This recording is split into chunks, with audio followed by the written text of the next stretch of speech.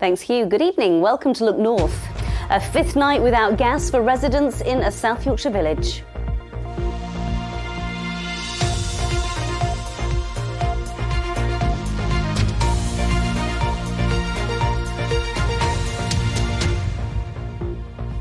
Thanks for your company tonight. With temperatures plummeting, there's real concern for people living in a suburb of Sheffield that have been left without gas since last Friday.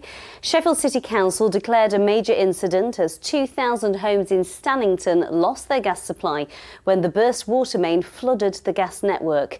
Here's Phil Bobber. Mary Aston's now been without mains gas since Friday night.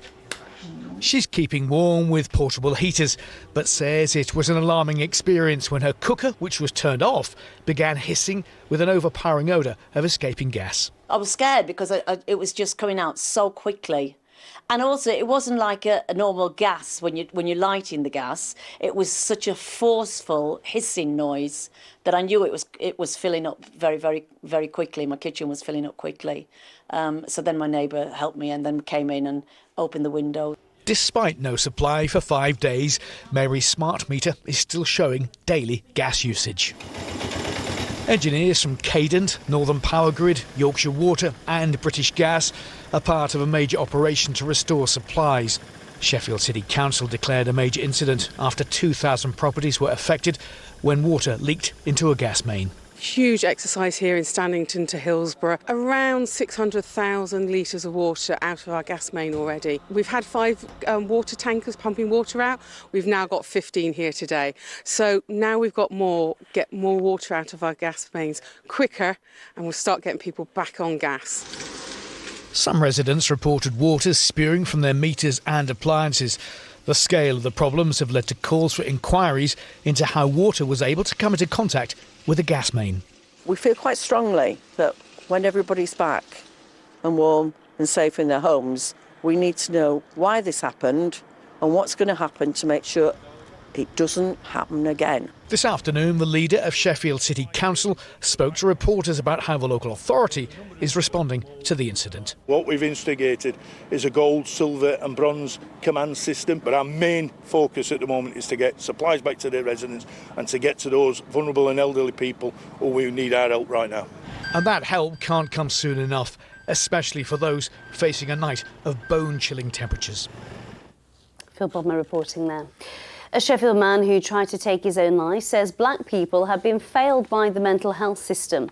The latest figures from the NHS show black people are almost 5 times more likely to be sectioned than white people. Gambinga has been talking to our social affairs correspondent Emma Glasby. Gambinga was in his 20s when he was diagnosed with bipolar disorder. In his 30s, he tried to take his own life. I never asked for help. I had to take the help because it was sort of forced on me. I was in a crisis house and I was there for my own protection. So it was kind of forced on me. But then as it went on, I realized that I really did need the help. After his own breakdown, Gambinga says he knows many people are not asking for help, in particular black men. It's culture, it's our upbringing. That whole man up. The journey for most black and to a lesser extent ethnic minority groups, for men especially, is that you end up in mental health services via the police. NHS figures show the number of black people being detained under the Mental Health Act is disproportionately high. Last year, the rate of white people being sectioned was 72 per 100,000 of the population. For black people, the rate was 342 per 100,000. Black people end up coming in via these more uncomfortable routes, so either via the police or the criminal justice system. And once they're in there, they're more likely to be put in seclusion, offered physical treatments instead of talking therapies. In Sheffield, they are trying to ensure mental health services understand cultural differences.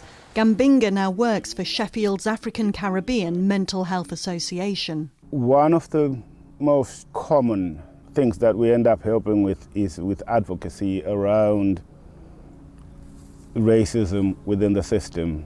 The government says it is committed to reforming the Mental Health Act to address this. Emma Glasby, BBC Look North, Sheffield. A soldier is set to face a court-martial in January charged with sexual offences amid an investigation into unacceptable behaviour at the Army Foundation College in Harrogate. An Army spokesperson said this related to allegations from between December 2020 and July 2021. They said they recognise the courage it takes to come forward and report any offence, and added that anyone guilty of wrongdoing will be held accountable. A number of bird deaths are being investigated as possible bird flu in South Yorkshire.